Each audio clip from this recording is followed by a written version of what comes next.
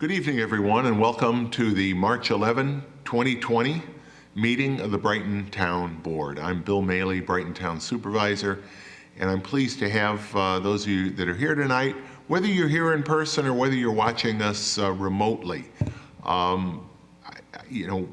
We have taken the lead for a number of years now in not only televising our meetings on Spectrum cable channel 1303, but also live streaming our meetings on our YouTube channel. There is not another local jurisdiction, certainly in this county and frankly anywhere in the state that I'm aware of, that's doing both of that along with our ASL sign language interpretation. And of course, recent events show just how important it is to be able to access government by any means possible. So we are glad that you're here. I'm going to now ask Councilmember Corrado if you would lead us in the pledge, please. I pledge allegiance to the flag of the United States of America and to the republic for which it stands, one nation under God, indivisible, with liberty and justice for all.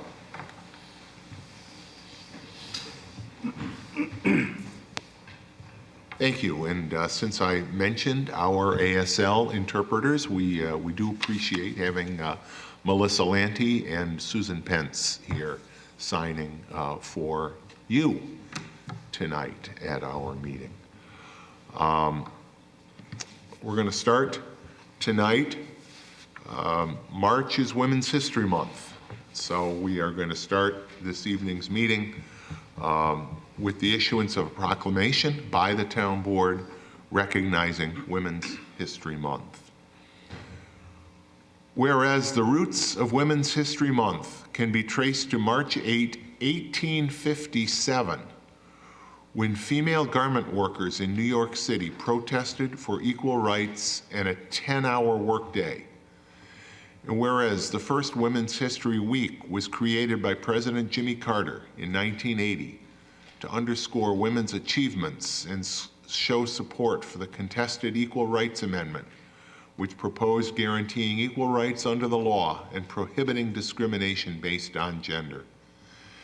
And whereas Women's History Month was established in 1987 by President Ronald Reagan to commemorate and encourage the study, observance, and celebration of the vital role of women in American history.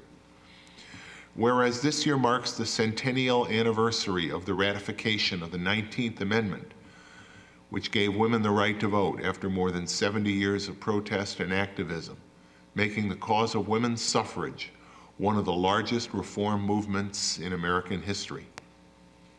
Whereas the 2020 Women's History Month theme, Valiant Women of the Vote, has special significance to us, as political luminary Susan B. Anthony lived in Rochester and promulgated the importance of the women's vote here and across the nation, employing the impassioned writings of her Seneca Falls neighbor, Elizabeth Cady Stanton.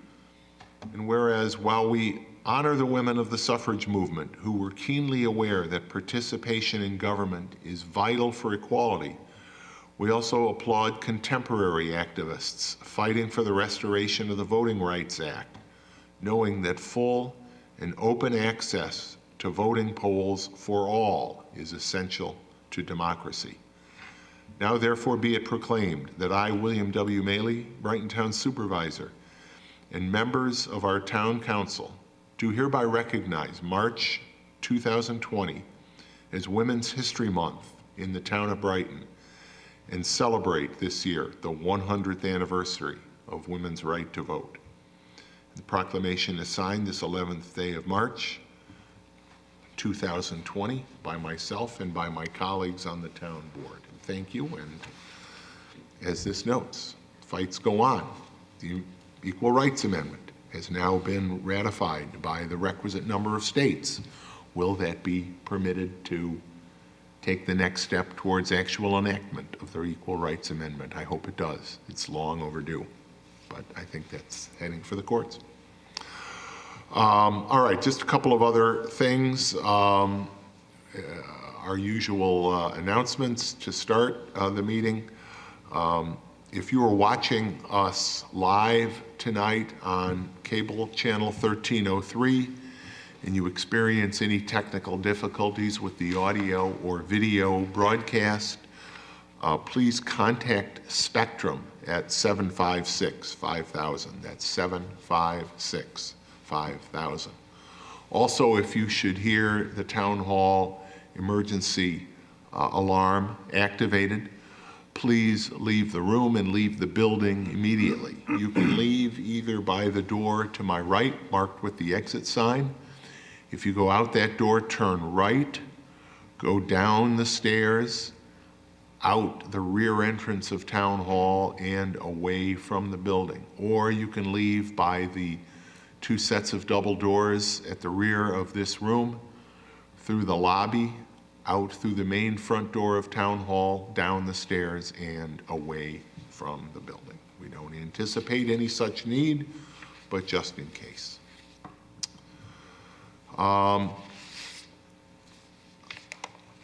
We are hoping that Dr. Michael Mendoza, the Monroe County Health Director, will be joining us. As you can imagine, his schedule is very busy right now. But he is planning on being here to update the community on COVID-19, the coronavirus. I am still hoping he will be able to make it, but I'm going to suggest that we continue on with the open forum in the meantime, and if he arrives, great. If not, I have some comments of my own that I will share, and we do appreciate the time he's putting in right now and very important work. So we'll start the open forum. And the open forum is something we do at all of our meetings. It gives the opportunity to address the board on any matter, whether or not it's on the agenda and whether or not you live in the town of Brighton even. So as we open the open forum, if you'd like to speak, please raise your hand. I'll recognize you, and if you would come to the podium so that the TV channel can get you. Yes, sir, come on up.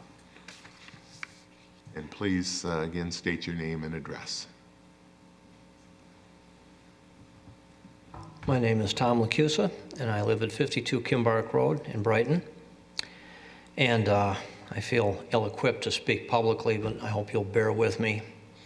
I would like to address the town board members and supervisor about a historic artifact that I have had an ongoing concern about and the preservation and protection of for many years.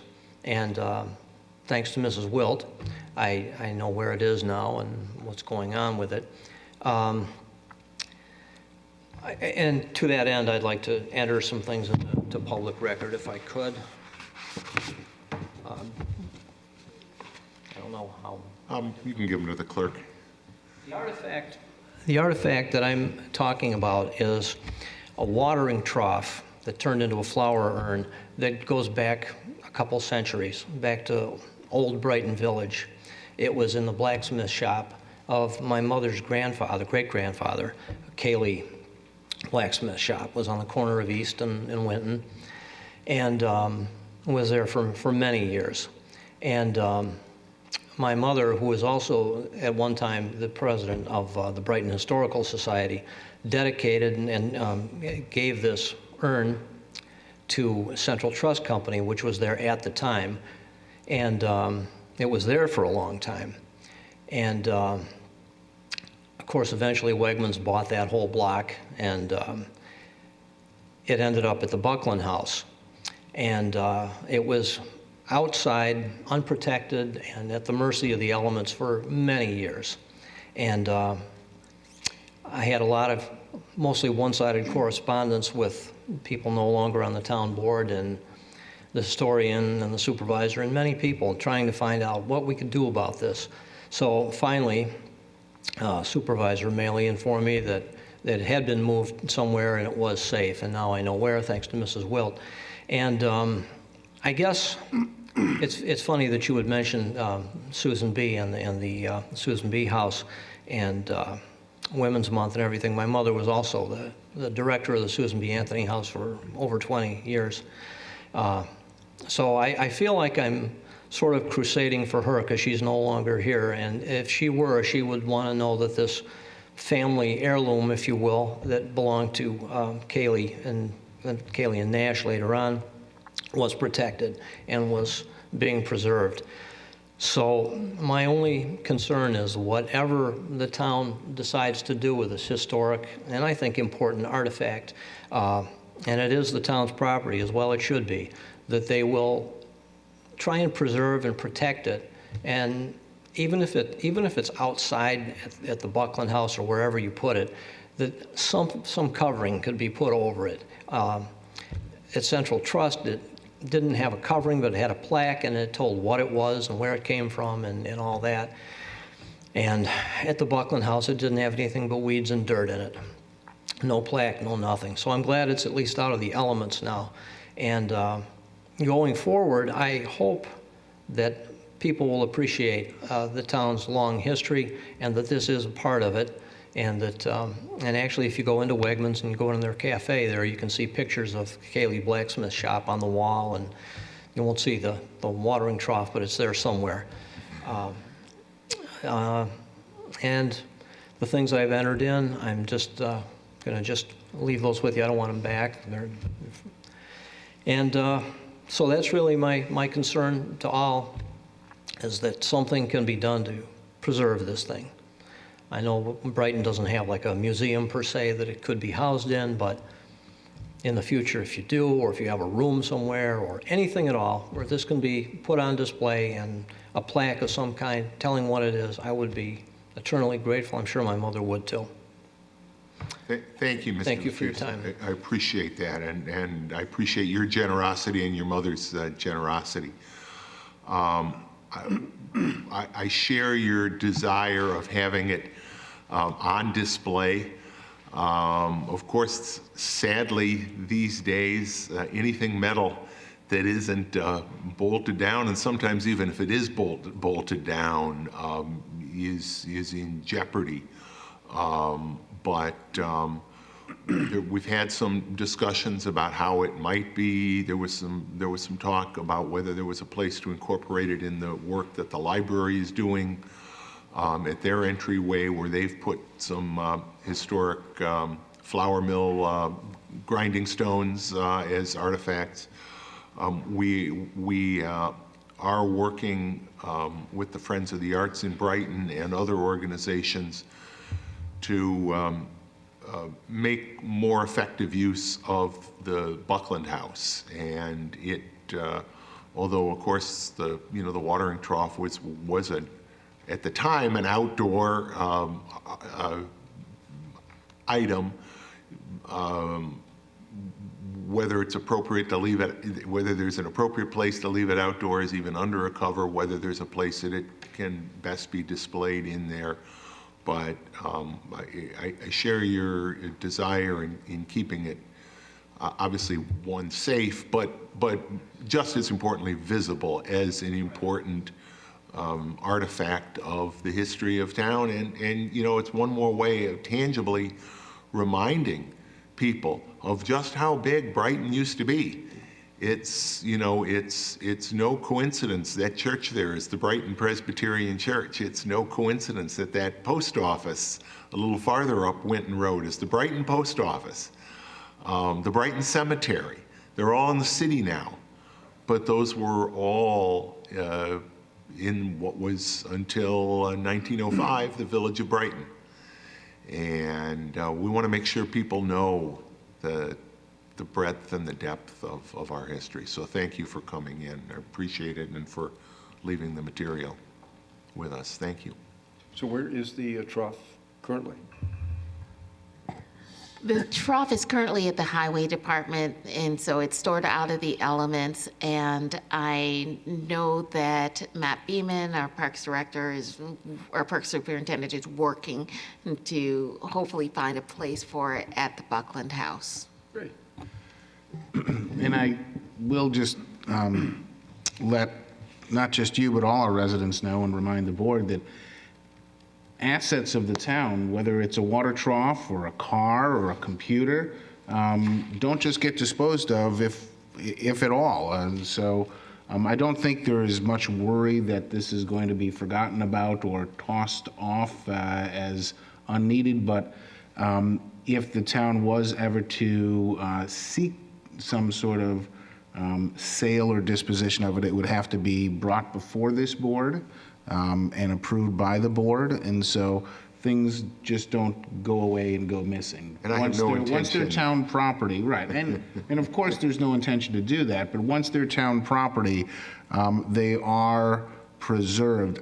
I will also say I did just quickly look at our historic preservation law to see if there was any opportunity under our existing historic preservation law to declare an individual item such as this a historic artifact. And I do not think we have that ability presently. That our historic preservation law now is really designed to address structures, sites, and ancillary features of those structures or sites, and not individual artifacts. Thanks, Ken. And again, thank you very much for coming in. Well, since, and again, Dr. Mendoza did advise us that his ability to be here tonight was really subject to his schedule, which with the COVID-19 outbreak is very, very busy.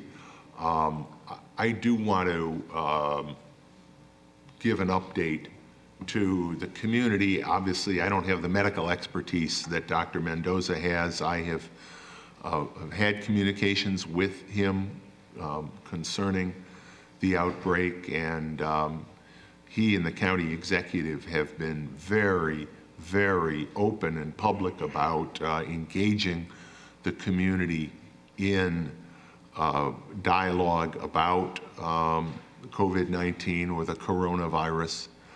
I very strongly encourage folks. There was about a half an hour press conference slash video. I don't remember exactly what day it was, but a very thorough presentation by Dr. Mendoza about coronavirus. What I will say, of course, as we've all seen watching the news, is just how quickly the information changes as it relates to COVID-19. So,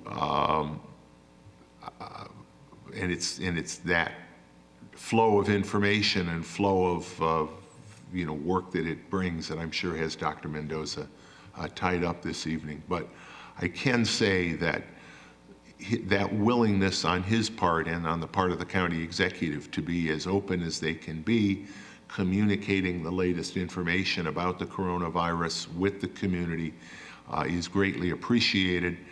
And that is certainly one of the places we will continue to rely as we make governmental decisions concerning the coronavirus outbreak. As I imagine everyone knows, at this point, there are no confirmed cases of COVID-19 here in Brighton or anywhere in Monroe County.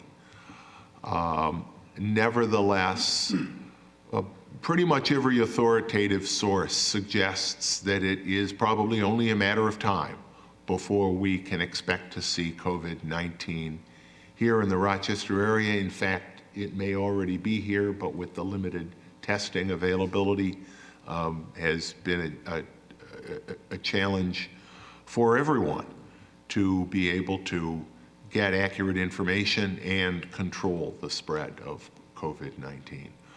But the town of Brighton is planning accordingly for such an outcome. As you may have noted, we have hand sanitizer here in the room on the back table tonight, and we will continue doing that We are making sure that all of our outward-facing, community-serving offices, not only in this building but in other town buildings, have hand sanitizer available for members of the public. We have also engaged in enhanced cleaning activities in town facilities. We are participating in training webinars relating to COVID-19, and again, of course, engaged with the county health department as well as other authoritative sources of information relating to the virus. At the present time, we have not canceled any town activities. One town program, our aqua exercise program that has been held in a pool at St. John's Meadow, has been canceled for the rest of this cycle because of policies there at the St. John's senior living community. But as I said, we have not canceled any town activities, but we will continue to very closely monitor conditions and follow the directives of the state or county medical authorities should there be any need to cancel a given event. We're also engaged in continuity of operations planning, particularly when it comes to essential services like law enforcement. In particular, I do want to encourage everyone, but particularly those whose age or other medical conditions put them at special risk, to practice social distancing by endeavoring to stay 6 feet from other people. And it's a little bit ironic because here we sit at the front of the table, and although we're separated by a couple of feet, we are not as far apart as we should be. That's something I'm hoping we can work on. This is a finite room, and we want to have all of us here engaged, not only those of us elected officials, but also certain of our senior staff members at these meetings. But we're going to look to see if there is a way to configure us and make sure that we're practicing what we preach. But social distancing is an important thing. You've no doubt seen people elbow bumping or foot tapping, bowing, obviously. There are many ways of showing respect and greeting without actual physical contact. Of course, we've all heard how important it is. Wash your hands with soap and water. We may all get tired of mentally singing happy birthday twice, but that's the amount of time it takes, about 20 seconds, to fully and effectively wash your hands to remove the risk of transmission. As you probably know, COVID is spread through respiratory droplets, which can be caused when an infected person coughs or sneezes, and then passed on when that person comes into close contact with another person. We're encouraging our employees to stay home if they're sick, particularly if they have a fever, and I want to encourage everyone to do the same. I appreciate everybody here who is taking the necessary steps to stay safe and healthy during this time. We are going to continue and ramp up those efforts because, as I said before, this situation is changing literally by the minute. We will be following directives from other governmental agencies, and I encourage all of you.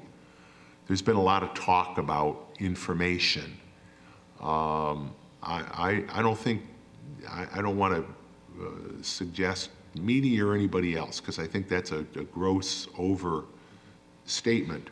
But what I do want to encourage everyone is that if you consult with the website for the Center for Disease Control, the New York State Department of Health, and the Monroe County Department of Health. Each of those web pages will have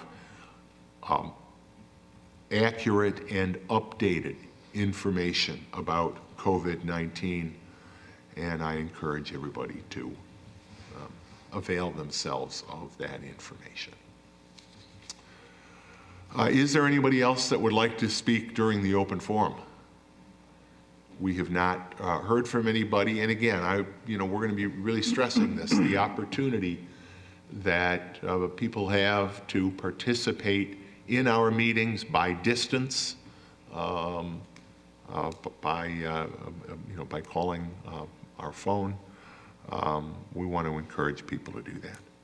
So I will proceed on. If Dr. Mendoza is able to come, we'll give him the podium. But can I have a motion to approve tonight's agenda with the addition of the communications that we received during the open forum? So moved. Second. Dan, please call the roll. Councilmember DeFazio? Aye. Councilmember Werner? Aye. Councilmember Wilt? Aye. Councilmember Corrado? Aye. Supervisor Mealy? Aye. Tonight we have 3 public hearings. The first public hearing relates to the replacement of a pickup truck for use in the Consolidated Sewer District at a cost not to exceed $38,575. And this public hearing is being held pursuant to Town Law Section 202-B. Dan, has the necessary legal notice been given in this matter? Yes, Supervisor. I lost my screen. Legal notice was published in the March 5th edition of the Brighton Pittsburgh Post. Great, thank you. Then I declare this public hearing to be open. Mike or Ken, would one of you like to just, Mike, I'll let you. Real simple, this is just a truck that's been budgeted for the 220 season. It was part of the CIP. It's a requirement because it's a special district, it's coming out of the Sewer Consolidated District to hold this hearing before we spend the funds. Good. Is there anybody in the audience that would like to address the board concerning the subject of this public hearing, the purchase of a pickup truck for use in the Consolidated Sewer District? Seeing and hearing none, is there anybody on the board that wants comments included in the record? Bill, just the concept of having a public hearing on a pickup truck per se is necessitated because this is part of the sewer district, and because the sewer district is not town-wide, is that correct? Therefore, the That's members right. of that Any district, special district. therefore, any purchase of equipment for that district has a direct impact upon the members of that district, and therefore have the opportunity to be heard on such expenditures. Yep. Okay, then hearing nothing further, I declare this public hearing to be closed. Chris, why don't I have you make a motion to take action on On this? the matter before us regarding the proposed replacement of a pickup truck for use in the Consolidated Sewer District in an amount not to exceed $38,575. Pursuant to Town Laws 202B, I move that we adopt the resolution before us. Second. Any further discussion? Hearing none, Dan, please call the roll. Councilmember DeFazio? Aye. Councilmember Werner? Aye. Councilmember Wilt? Aye. Councilmember Corrado? Aye. Supervisor Mealy? Aye. Next, proposed public hearing on a local law which would establish parking restrictions and the placement of no parking signs along Esplanade Drive east of Grosvenor and west of Pelham Road. Dan, has the necessary legal notice been given in this matter? Yes, Supervisor. This was also in the March 5th edition of the Brighton Pittsburgh Post. Thank you. Notice having been given, I declare this public hearing to be open. This is a matter that has been discussed not only in our Public Safety Committee, it was been discussed to some extent here when the public hearing was set. And the goal is the proximity of the Council Rock School. And This is at the school's request. yes, that's correct. correct. The law is drawn in such a way that parking would be prohibited on both sides of that stretch of Esplanade from 7 a.m. to 3 p.m., Monday through Friday. There was some discussion about whether to make it school days or something else, but the law that you're proposed to take action on is 7 to 3, Monday through Friday. Christine, can you move to take action on this? Sure. Oh, actually, wait a second. I don't know if you opened the... We, the public hearing. Is there anyone, is there anyone here that would like to address the board on this matter? Hearing none, anyone from the board that would like to address this matter and have your remarks included in the record of the public hearing? Hearing none, I declare the public hearing closed, and now I will pass the ball down to you, Christine, if you would make a motion on this. Absolutely, now that our attorney has reviewed the document in the packet. Yeah, I just didn't get the meeting packet today for some reason, and so I just wanted to make sure that the actual proposed law was in your meeting packet. And finally now now it finally jumps up off the Technical website. So there we difficulties. go. All right. So on the matter of the adoption of a proposed local law to be known as Parking Restrictions for Esplanade Drive, local law to amend the Brighton Town Code by amending Section 185-49 of the Town Code to prohibit parking on both sides of Esplanade Drive from Grosvenor Road to Pelham Road from 7 a.m. until 3 p.m. Monday through Friday. I move that we adopt the resolution before us. Second. That that resolution would enact this local law. Any further discussion? Hearing none, Dan, please call the roll. Councilmember DePonzio? Aye. Councilmember Warner? Aye. Councilmember Wilt? Aye. Councilmember Corrado? Aye. Supervisor Mailey? Aye. And finally, the last public hearing of the evening is another school-related, parking-related matter. Proposed no parking signs on Winton Road, south of the southern edge of the Brighton High School and 12 Corners Middle School bus loops. In other words, is that south of the southern?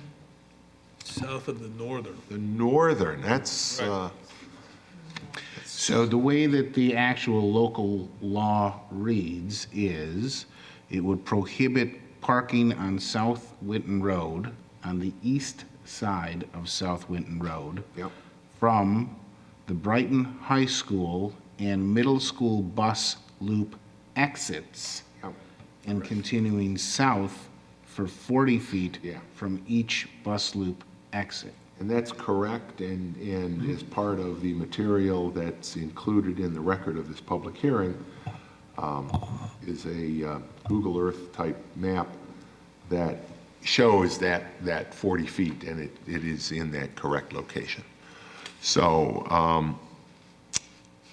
Dan, has the necessary legal notice been given in this matter? Supervisor, this notice was in the March 5th Brighton Pittsburgh Post as well. Thank you. Notice having been given, I declare this public hearing to be open. Is there anyone would like to comment on this proposed local law? From the board, Robin? I will just say, as somebody who frequently picks up my child from the high school when the buses are released, that these two parking spots kind of impede visibility of traffic. So I think it's best for safety reasons to not have cars there so that you can see oncoming traffic in both directions. I agree, and this one, actually, we heard not only from the school district, but we also heard from some residents with exactly that concern. It is very, very difficult to see around cars that are parked there.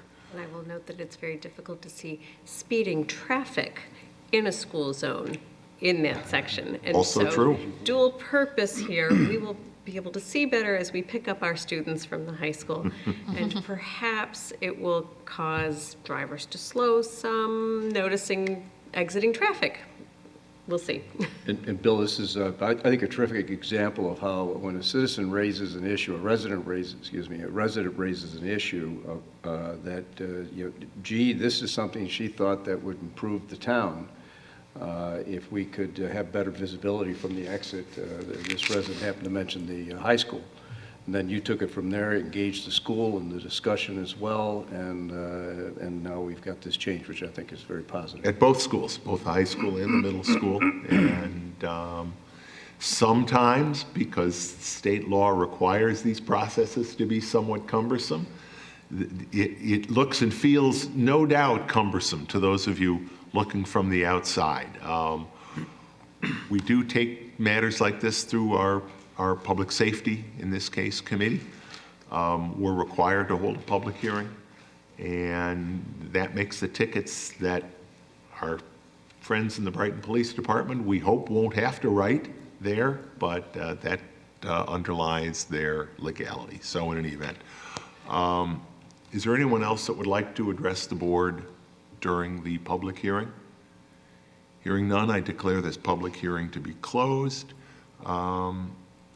Dan, would you, Christine, would you Sure. take this one as well?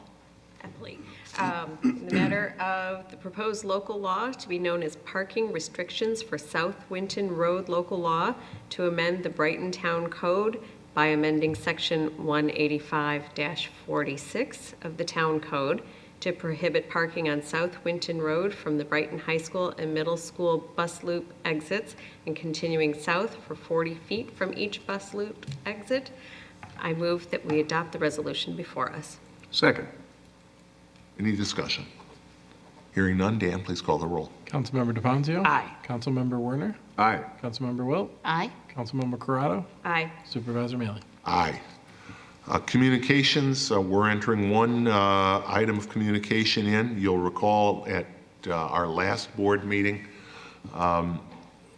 we recognized African American History Month, and specifically because of the emphasis on voting rights this year, both, as you saw in tonight's Women's History Month and last month's African American History Month. We recognize Peter Tolliver, who was the first African American to run for supervisor here in the town of Brighton.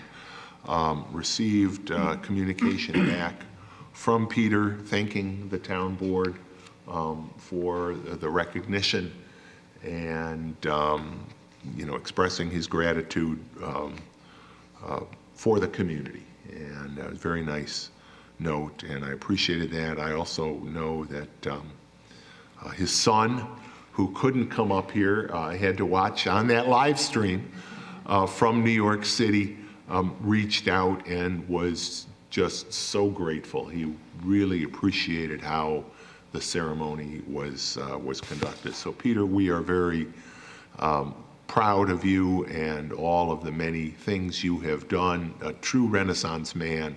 We're proud to call you for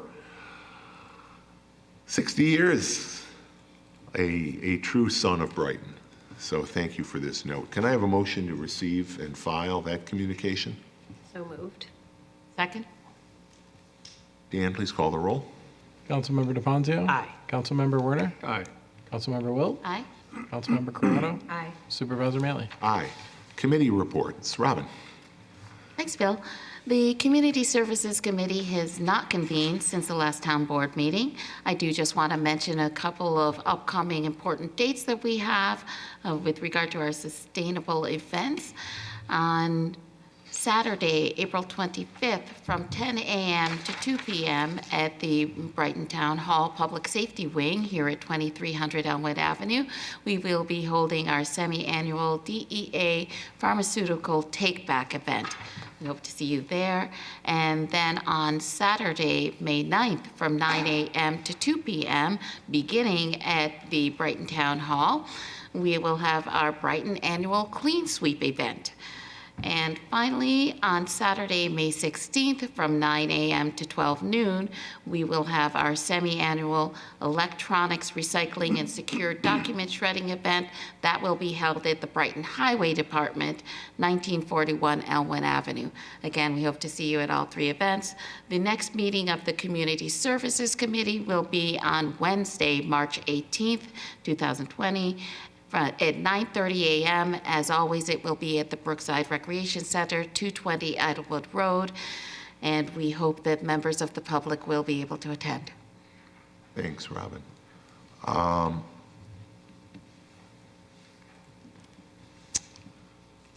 Jason, Finance Committee. Yes, the Finance and Administrative Services Committee met last Tuesday, March 3rd. Each of the items that were presented in committee appear on tonight's agenda. There were a few discussion items. The first being that Tom Zuber and Mike DeBatz with Raymond F. Wager CPA discussed the process for the upcoming financial audit of the town for the year ended 12/31/2019. This included the scope of services, risk assessment standards, general audit procedures, and upcoming GASB, which is Government Accounting Standards Board, pronouncements. The final audit report is tentatively scheduled to be presented at the April 22nd, 2020 Town Board meeting. Also, we discussed the filling of a position of Office Clerk 3 in the Recreation Department, and that appears on our agenda as part of executive session later on. Our next regularly scheduled meeting will be on Tuesday, March 17th. We will meet at 3:30 in the afternoon in the Stage Conference Room here in Town Hall, and the public is invited to attend. Thanks, Jason. Chris, Public Works. Public Works Committee met last week, Tuesday, March the 3rd, and we had discussions of a number of items, including the Winters Farmers Market interior barn improvements. The Inside Architecture has completed the design drawings, and the DPW would like to advertise the project for bid if authorized. The advertisement will appear in the newspaper on the 19th of March, and bids will be due on April the 16th. In addition, town staff will be presenting an updated site layout to the public on March 19 here at Town Hall. Town staff will design the site improvements, and site construction is anticipated to begin in the late 2020 or early 2021. So the public, please come on the 21st to see what's being suggested and add your own suggestions. And that meeting is, 19th. yeah, then March 19th. It's going to be from 4 till 7 in the afternoon, right here in the auditorium. And it really is, it's a drop-in, it's an open house. Which we've found over the years to be a particularly effective way of getting public input on a project. I know you'll have several boards set up where people will be able to comment on particular aspects of the project and learn about particular aspects of the project. So again, March 19th, 4 to 7 p.m., right here in the Town Hall Auditorium, public information open house for the Winter Farmers Market. Good. We also discussed renewal of the town sidewalk contract. In 2019, Roman Construction was awarded the repair program contract. It included an option to renew the agreement for up to 4 additional 12-month periods at the sole discretion of the town. The contractor proposes a 3% increase. However, we had only budgeted an increase of approximately 2%. Because Roman performed well and DPW is concerned that going back out to bid might result in an even greater than a 3% increase, we have recommended the extension of the contract. As you've indicated, the Winter Farmers Market Workshop is coming up on the 19th from 4 to 7. Also, we discussed that a letter will be drafted to Greenlight, the Internet Services It is, that has been prepared and is being reviewed. The letter requests that Greenlight address the small pockets of residences and their homes that are presently not being served in neighborhoods that do have Greenlight service. Also, there was a discussion of an RFP for design services, request for proposal for design services, which under the capital improvement plan would include funding for the library, library design and consulting services for the replacement of the library roof. DPW staff is requesting authorization to solicit an RFP for these design services.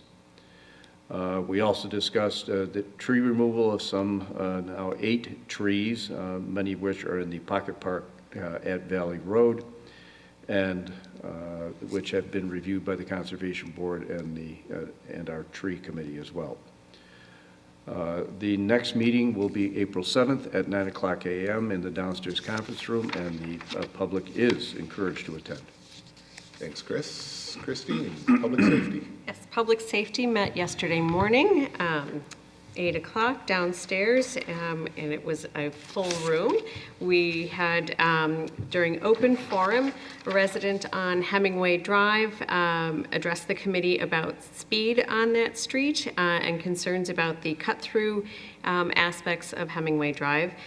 Chief Catholi did report that there were in the past 5 years, there have been 5 accidents and 63 traffic tickets written on that street. Traffic volume on the street is 200 to 300 vehicles per day, which is not extreme in comparison to many other streets in the community, but the concerns are still valid. Over the past year, 185 traffic enforcement assignments were posted on Hemingway Drive. And those enforcement efforts will continue as time, staffing, and resources allow. Supervisor Maley did recommend that neighbors consider petitioning for a sidewalk district for additional safety, a more complete street aspect, and the resident who attended will be following up with Public Works and Commissioner Guyon for process details and an understanding of the cost to the community. Many thanks to the police department for following through, as they always do, on those traffic detail assignments. Supervisor Maley was walking on Hemingway just yesterday. At night, Yeah, yeah. and noted that there was an officer's car right on site and keeping an eye on the traffic. Officer Carlos Oquendo was on the street last night, so it was, we had a nice chat, and he's fully aware of the interest of the neighborhood. Yes, yeah, and it's a legitimate concern, absolutely. But without our network streets, how do you get from here to there? So folks need to be careful, and we've got the officers keeping an eye on those rogue drivers. In updates from the agencies, Brighton Ambulance introduced the new deputy chief, Lori Clark. They noted that they have been 10% busier than last year at this time. They've reached an average of about 500 calls per month, which has become their new normal, and had above 1,100 calls for service as of February 29th. Brighton Volunteer Ambulance wanted to extend kudos to the Brighton School District for the way the district is handling COVID-19 precautions in the community and communicating with residents about how they're handling that. Brighton Fire Department reports that there have been approximately 421 calls year to date. Public Works was happy to say that they got through last Friday's snowstorm with no incident. Roads are cleared, sidewalks were cleared, and there's no snow now. So touch some wood. So a brief lull as they gear up for what comes next. Brighton Police Department noted that they have received notice on special events that impact the community. Of particular note, the Lilac Festival, May 17th, that will the races will be run May 17th, 8 a.m. and 10 a.m., 5K at 8, 10K at 10. It runs through Brighton. Can you delineate the streets that does impact, Officer DeSane? I can try. So first, the 5K is at 8, the 10K is at 9 a.m. Oh, at 9. Yes. And the 5K starts on Highland Avenue near Lilac, goes into Hemingway, Clintwood Court, back around to Spear Avenue, Spear out onto Clinton, Clinton North to Highland Avenue, back to the Lilac Drive area. The 10K is a little bit more extensive. That travels down from Lilac Drive to Monroe Avenue. Lilac to Highland, all the way to Monroe, east on Monroe to Winton to Elmwood to Eastland, the crossover, I believe it's Font Hill, to Westland to, Back to Elmwood, back to Elmwood to, Hemingway, or, Don't help them. it's Westerlo. Westerlo up to Highland, back to Lilac Drive. I think it's been about You could be the pace car for the race. about 20 years, so I'm thinking, I might be off a street or two, but that's pretty close. But you've given a good Yeah. sense of Many the motorcycle impacted rides by areas. me in the past. So, but that's a great event, Sunday morning, thousands of runners, a lot of police between RPD and Brighton.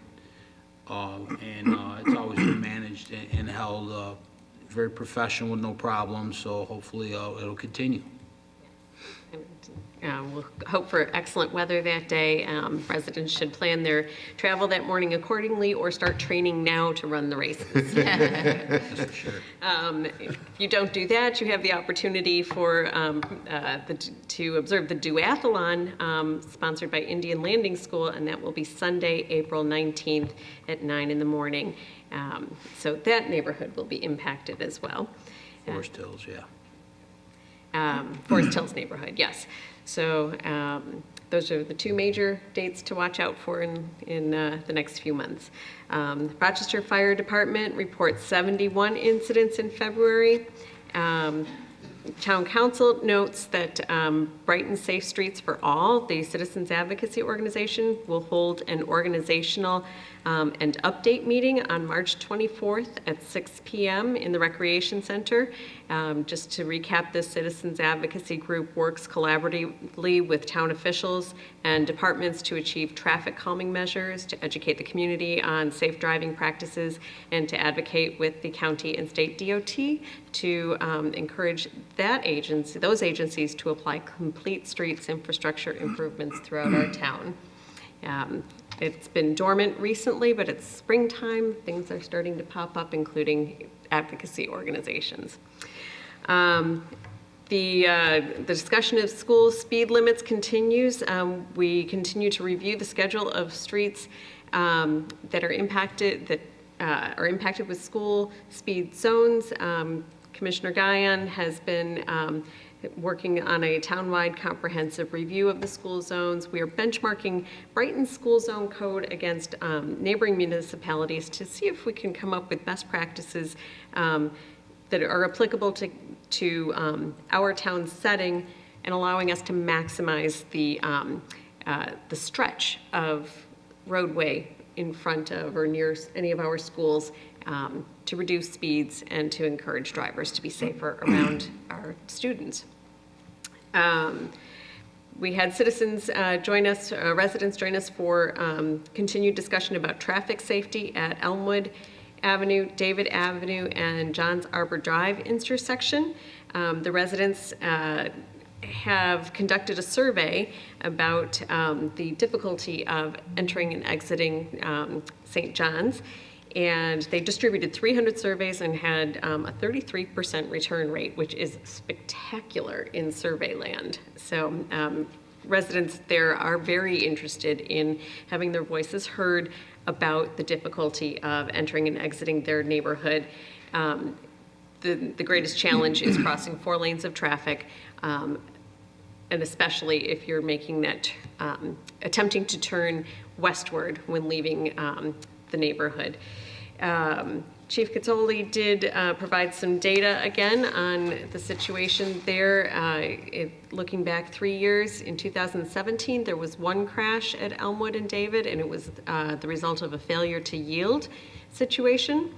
In 2018, there were 4 crashes. 1 was a rear end, 1 was a lane change incident, and 1 was an attempt to cross all 4 of those lanes to reach David Avenue, and 1 was the dreaded left turn into busy traffic on Elmwood. And in 2019, there were 4 crashes, 1 eastbound, 1 south into David Avenue, and 2 rear endings. The bottom line with the situation, because Johns Arbor Drive is a private drive, the Monroe County Department of Transportation requires that the private property owner be responsible for installation of a traffic signal, which is the solution that the residents came up with. The St. John's community would also be responsible for the traffic study to determine the underlying need for a signal. And Commissioner Guyon is communicating with the folks at St. John's Meadows about the next steps there. So we will work collaboratively with that community to help their situation be resolved. Because Elmwood Avenue is tough. It's really tough. And if you're a seasoned driver of a certain age, Elmwood Avenue gets even scarier. So we can find ways to make it safer for our residents so that we can age safely in Brighton. We addressed the matters of no parking that you heard about earlier, and we received a very interesting preliminary education on radio communications amongst the public safety agencies in the county. I will not even begin to attempt to recap it because it is well above my certification level in understanding technology, but suffice to say there are 2 basic means for transmitting communication, a simplex and a duplex system, and Rochester Fire Department is on one system and all the other agencies are on another, and they need to be knit together for optimal communication. There's some pros and cons to it, and if anybody really wants to know more about that, I encourage you to come to our next meeting, which is Tuesday, April 14th at 8 in the morning downstairs. That is all. That'll be a doozy. It will be. Teaser there. There we go. This is how we make government exciting. As they say, that's where the sausages are made. Exactly. No, but it really was. It was a great presentation, albeit in large part over my technical expertise. And Lieutenant Knapp did do a very good job of making it comprehensible. Yeah, he did. Now, my understanding is that it's just the RPD that, or not the RPD, excuse me, but the Rochester Fire Department, RFD, that will be using this duplex system, and are we using the? No, they want Other way simplex. around. They want simplex, it's the other way around. We have already implemented the other, is that correct? We are in the process, Brighton Fire is in the process of implementing, the systems are being rolled out across the various public safety agencies, law enforcement, fire, EMS agencies. But yes, our local agencies that have cut over to the new systems, those are all working on a duplex model. We have already gone to that, is that correct?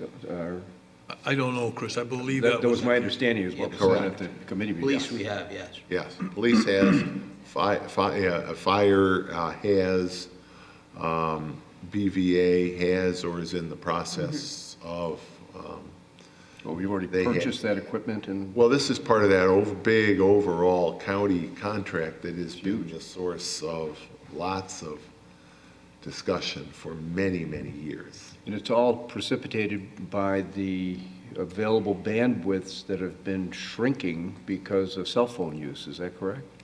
That's probably a Cliff Big Notes part of it, yes. version of it, yeah. So therefore, there's only a narrow bandwidth that's available for emergency services. A combination of that and the revelation, the unfortunate revelation on September 11th, that too many first responders were not able to communicate effectively in times of heavy load on the system. Heavy usage by the agencies. It was highly technical, and it's going to continue on. We'll keep learning, Yeah. You bet. and they'll keep implementing, and they will all continue communicating effectively for our safety. All right, good. Moving along to new business. Jason, claims. Yes, earlier this evening, I reviewed claims totaling $200,724.50. Notable claims include to the American Rock Salt Company, LLC, in the amount of $32,492.21 for purchase of untreated road salt for snow removal. Also to Birchcrest Tree and Landscape Incorporated in the amount of $16,780 for payment for tree removals in the town. Also to CDWG Computer Center in the amount of $13,001.57 for purchase of replacement computers, server equipment, VMware software support, and message board monitor via a state contract. Also to Mangel, Metzger, and Barr and Company in the amount of $8,000 for partial payment on the 2019 audit services. And finally, to the New York State Comptroller in the amount of $41,834 for payment of New York State's portion of Town of Brighton court fees that were collected for the month of January 2020. The claims all appear to be in order, and I move that they be approved. Second? Any discussion on those? Hearing none, Dan, please call the roll. Councilmember DeFazio. Aye. Councilmember Werner. Aye. Councilmember Wilt. Aye. Councilmember Corrado. Aye. Supervisor Mealy. Aye.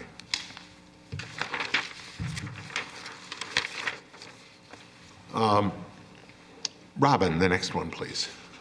Thanks, Bill. The next matter seeks to authorize the supervisor to execute a renewal agreement with UR Medicine EAP for Employee Assistance Program services in an annual amount not to exceed $4,622 for a 2-year period beginning nunc pro tunc January 1st, 2020, and ending December 31st, 2021. I move that we adopt the resolution as prepared by the attorney to the town. Second. We have worked with the U of R for our EAP program for many years, and we've had good communication with them, and Tricia Van Putty, our HR director, recommends continuing service. We have a motion and a second. Any further discussion? Hearing none, Dan, please call the roll. Councilmember DeFazio. Aye. Councilmember Werner. Aye. Councilmember Wilt. Aye. Councilmember Corrado. Aye. Supervisor Mealy. Aye. Jason. Yes, the next matter seeks to amend the part-time, permanent, and seasonal employee wage schedule to reflect changes to recreation titles per Monroe County Civil Service Commission. I move we adopt the resolution as prepared by the attorney to the town. Second? This is really a very technical matter based, conforming with some changes in position titles that Monroe County Civil Service adopted, so we're really conforming to those. And it's relevant in our Recreation Department, titles that we use in the Recreation Department. We have a motion and a second. Further discussion?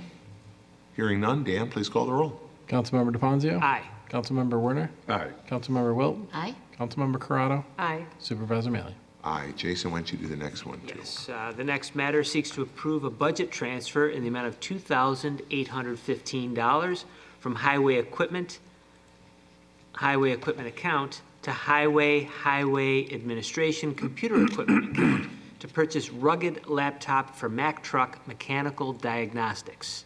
I move we adopt the resolution as prepared by the attorney to the town. Second? Mike, do you want to chime in on this one? Yeah, real quick. Basically, we're looking, we have some new software for our Mack trucks. This rugged laptop will allow our guys to go out into the shop and actually pull the data right from the trucks there instead of running back and forth. It'll make it a much more efficient operation to find out what issues we have with the trucks and to diagnose that. Good. Any further discussion? Is rugged laptop, does that mean it's a hefty laptop, Yeah, or is that it's- a trade name? No, rugged means it's a, Okay. yeah, and it may even be a trade name too, Chris. I'm not sure if the same company makes the rugged, but yeah, it's made for pounding. So they do cost a little bit more than your average laptop, but, Yes, they do. okay. We have motion and a second. Any discussion further? Dan, please call the roll. Councilmember DePoncio? Aye. Councilmember Werner? Aye. Councilmember Wilt? Aye. Councilmember Corrado? Aye. Supervisor Mealy? Aye, and I'll let you do one more. All right, the next matter seeks to amend the 2020 budget to reflect the revenue and expenditure of $720 and approve reimbursement to the town arborist, Arborview, by said amount for their independent evaluation of 3 town trees as requested and paid for by a homeowner desiring removal of the trees for driveway construction. I move we adopt the resolution as prepared by the attorney to the town. Second? And there's a companion matter to set a public hearing to consider the removal later on. Mike, anything you want to? Yeah, it's Add to this? somewhat of a unique experience. Yes, it We- is. We haven't done this before, at least since I've been the commissioner, but we have a private resident who wants to build a house at the end of Clover Street where it intersects with Greenaway. Access to that residence will be from our right-of-way. There's not a road there. The right-of-way runs right on through the railroad tracks. Access will be through that right-of-way. In order for him to put the driveway in, he has to remove 3 town trees.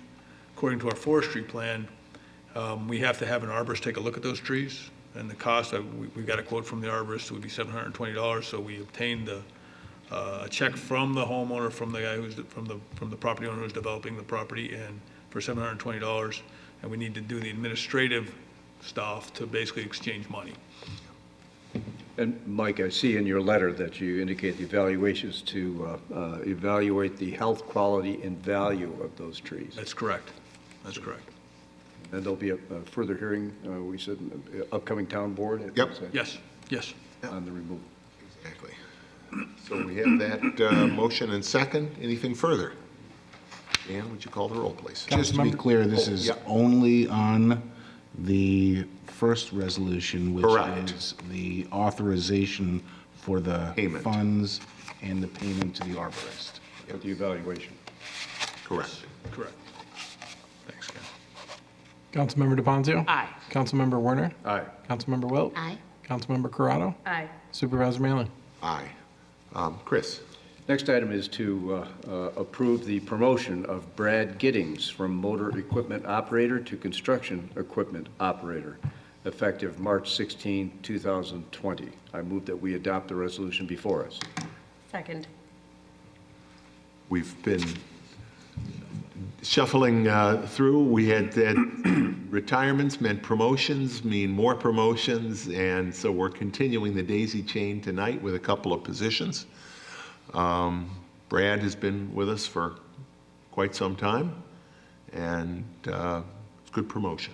Yep, excellent promotion. Discussion at all? Hearing none, Dan, please call the roll. Councilmember DePoncio? Aye. Councilmember Werner? Aye. Councilmember Wilt? Aye. Councilmember Corrado? Aye. Supervisor Mealy? Aye. One more, Chris. Next is to approve promotion of Daryl Robertson, from laborer to motor equipment operator, effective March 16, 2020. I move that we adopt the resolution before us. Second. And this is the next link in the chain. Daryl is being promoted to the position that Brad Giddings was just promoted from. So it's always, the It's nice. It's nice to be able to promote internally, and that's what we've done here. A motion and a second made. Any further discussion? Hearing none. Dan, please call the roll. Councilmember DeFazio. Aye. Councilmember Werner. Aye. Councilmember Wilt. Aye. Councilmember Corrado. Aye. Supervisor Mealy. Aye. Robin? Next matter seeks to authorize the solicitation of bids for the construction of Phase 2 of the Winter Farmers Market project. I move that we adopt the resolution as prepared by the attorney to the town. Second. And we talked about this a little bit earlier. We're going to go out to bid, have the opportunity to hopefully get a good price and start work on Phase 2 of the project. Anything further you want to add? Just the phase 2 of the project, this portion of the project includes the interior Interior. construction of the barn. And it'll make the barn, if the prices come in well and we're able to proceed, it'll make the barn a habitable structure. Good. We have that motion and second. Further discussion? Hearing none. Dan, please call the roll. Councilmember DeFazio. Aye. Councilmember Werner. Aye. Councilmember Wilt. Aye. Councilmember Corrado. Aye. Supervisor Mealy. Aye. Christine?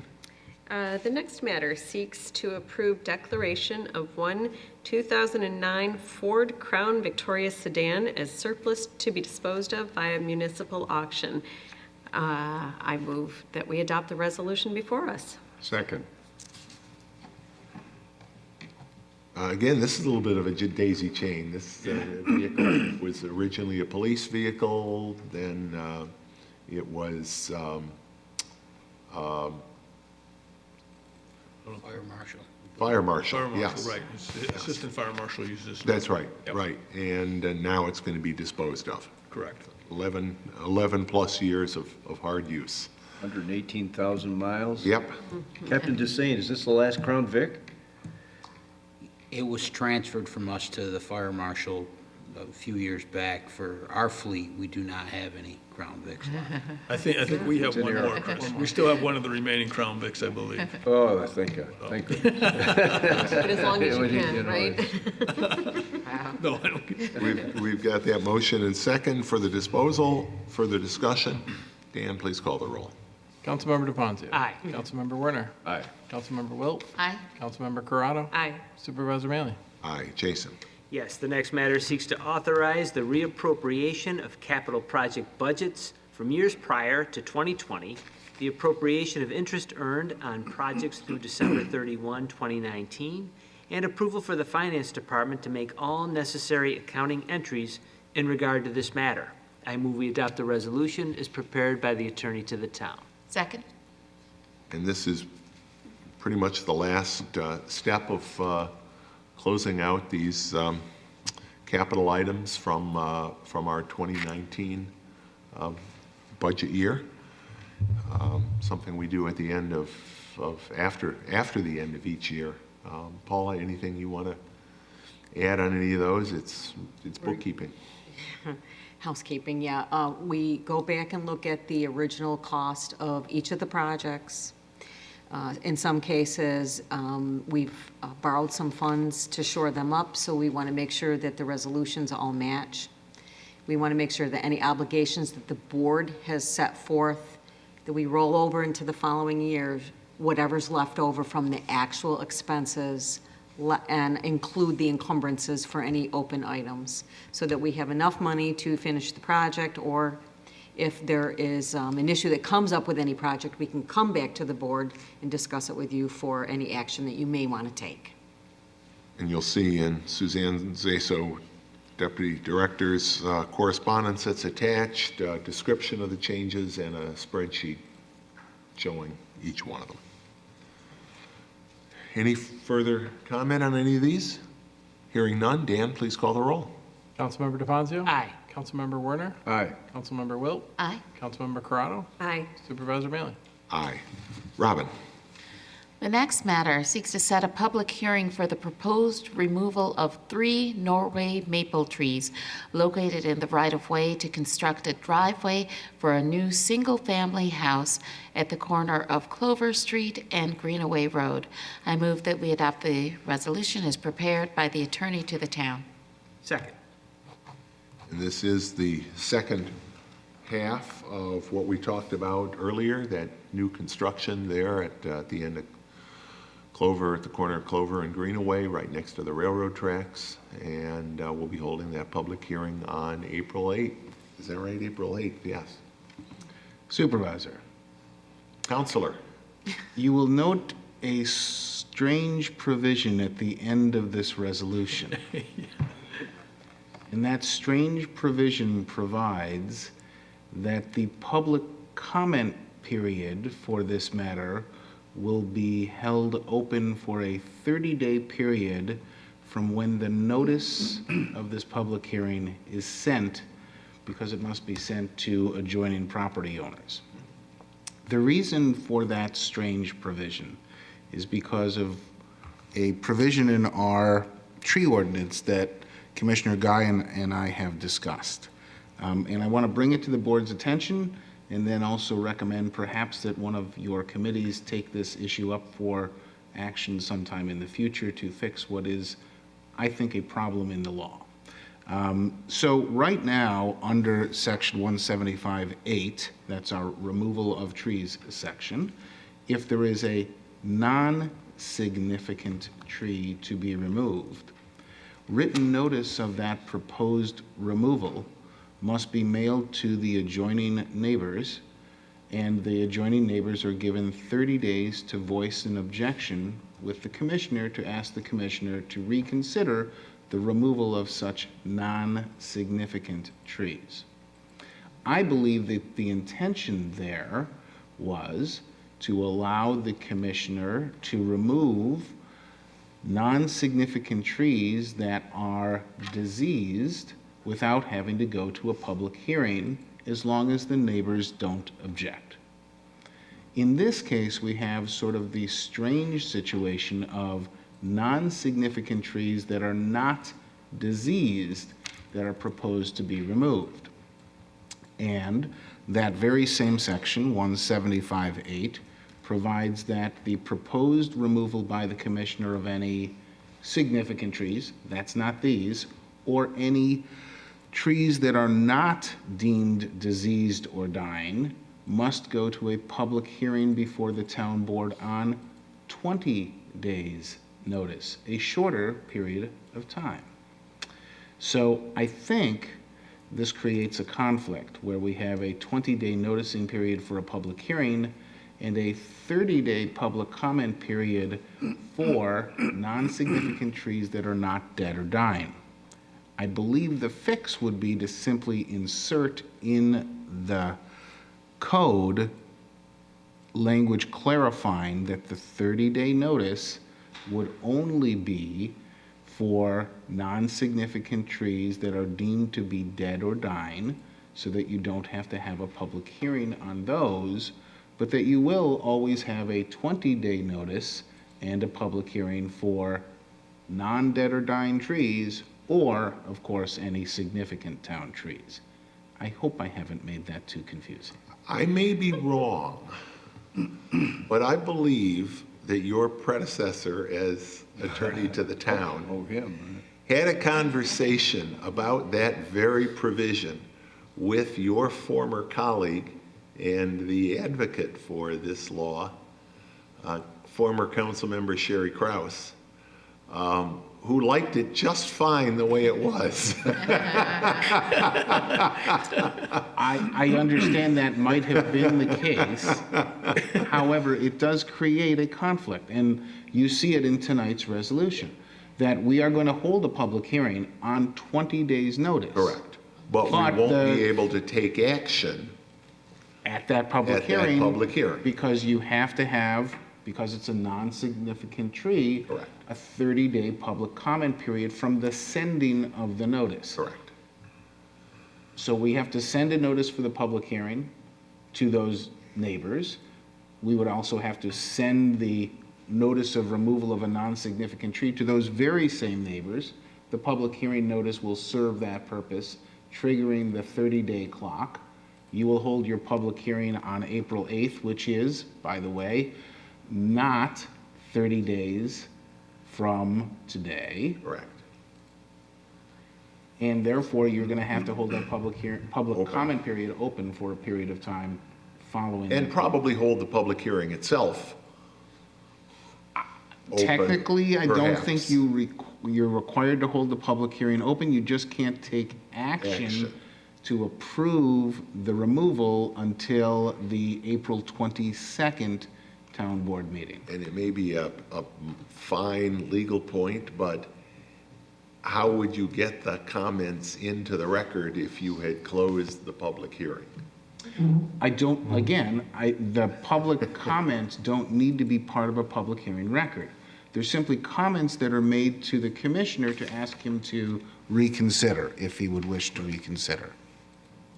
My only thought is that if in fact the commissioner were to reconsider, it would be good to have in the record of the public hearing the communication that brought them to that point, particularly if for some reason there was a conflict between what the commissioner was recommending and what the board chose to do. Another good reason to fix I don't disagree with you.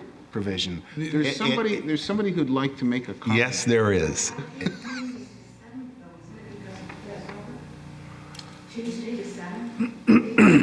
Oh, Well, that's an interesting point, I isn't it? think you are absolutely correct. Correct. Hold on.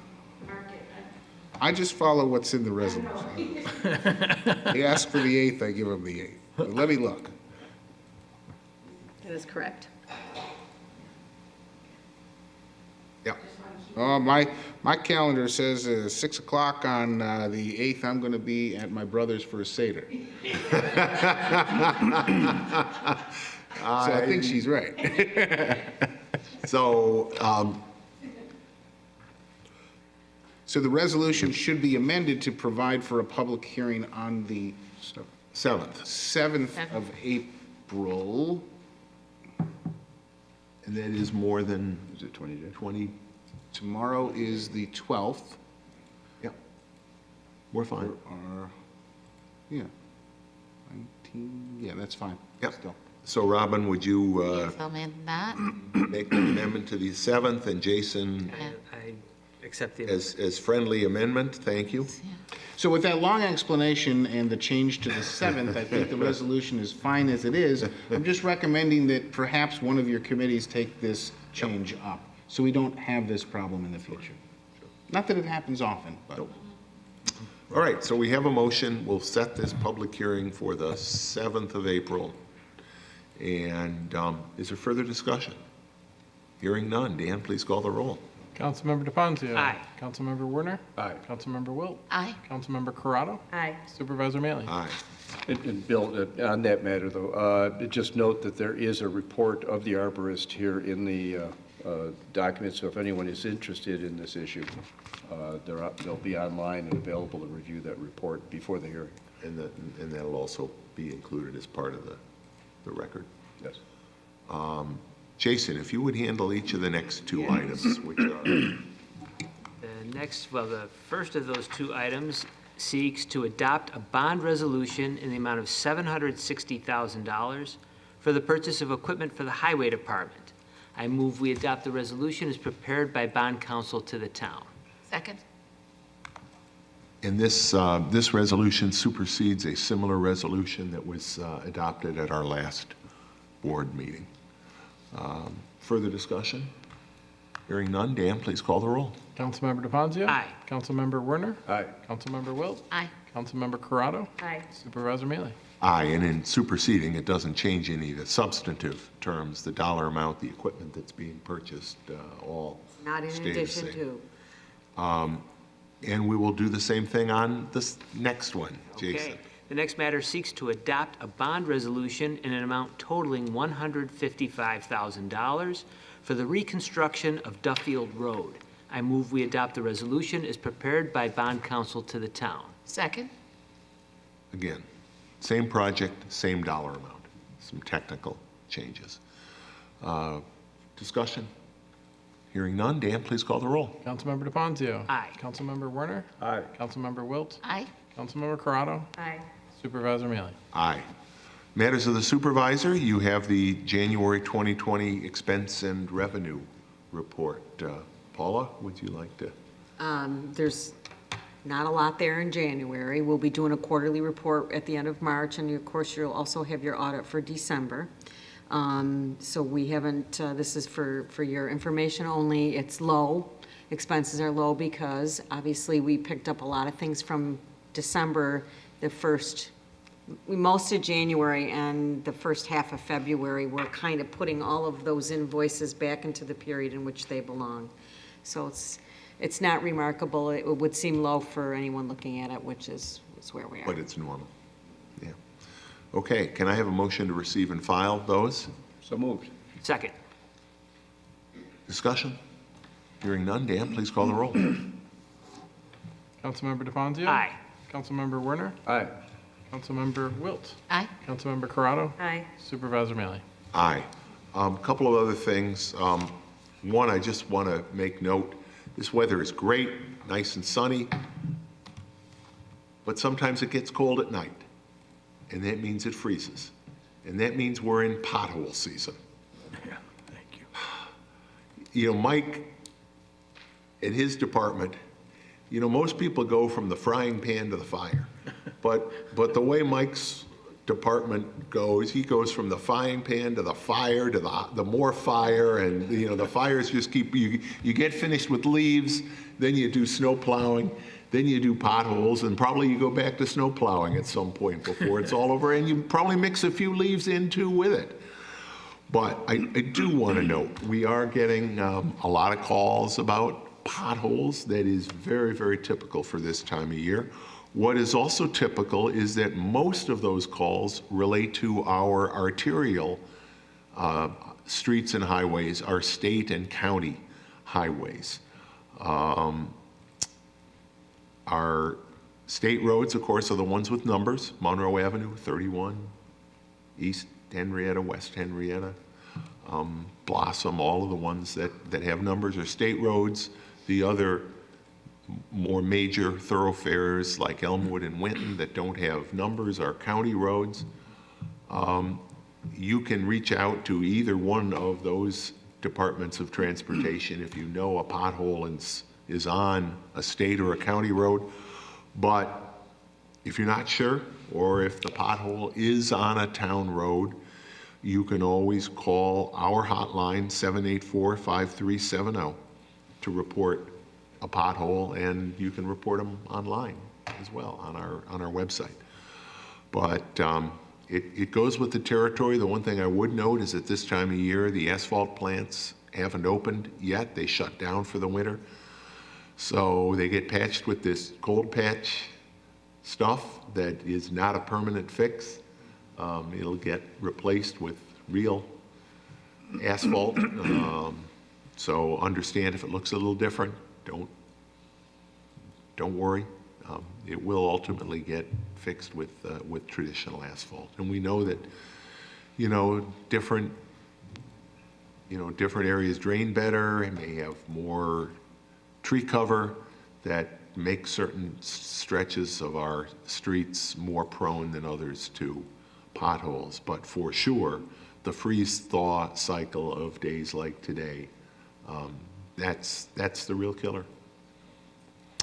So the other thing I wanted to mention, I just wanted to talk briefly about an event I was at late in February, the annual Employer Support of the Guard and Reserve Recognition Luncheon. This is an organization, it's part of the Department of Defense. They call it the Briefing with the Boss. And it's an event that's actually chaired by a Brighton resident, Joyce Curran, who is the Genesee Region Public Affairs Director for the Employer Support of the Guard and Reserve. ESGR is an organization that works with Guard and reservists to resolve issues they may have with their employers. And it also serves as a resource for employers who have questions about what their obligations are in working with employees who are Guard and Reserve members. Guard and Reserve members, obviously, so often we talk about hiring veterans and hiring Guard Reserve members. These are young men and women, not always as young, but men and women who have gotten training, but also leadership and responsibility that is often at a much higher level than a lot of their peers are because of their service in the military. Makes them great employees, but they do have their commitments to the government, to us. Serving in the reserves and with the ongoing wars that we have been involved in, sometimes those reserve service commitments continue and continue. They go back on active duty.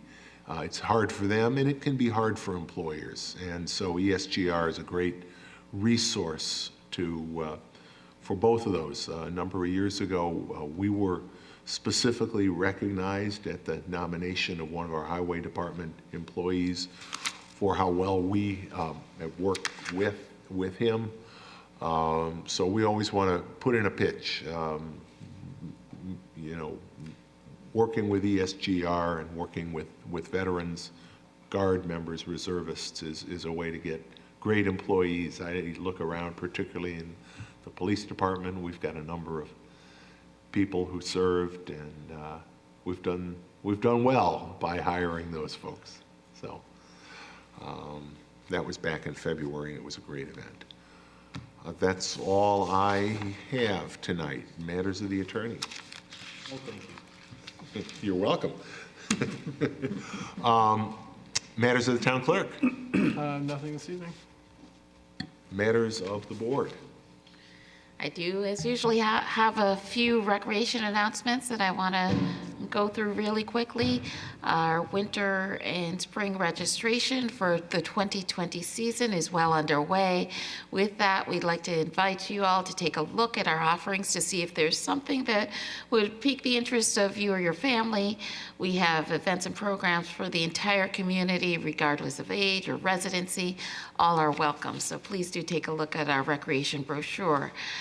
In addition to that, we have our St. Patrick's Day party upcoming. The Brighton Recreation and Seniors are hosting a community St. Patrick's Day party on Tuesday, March 17th. All are welcome. The festivities will be from 10 a.m. to 1 p.m. at the Brighton Recreation Center, 220 Idlewood Road.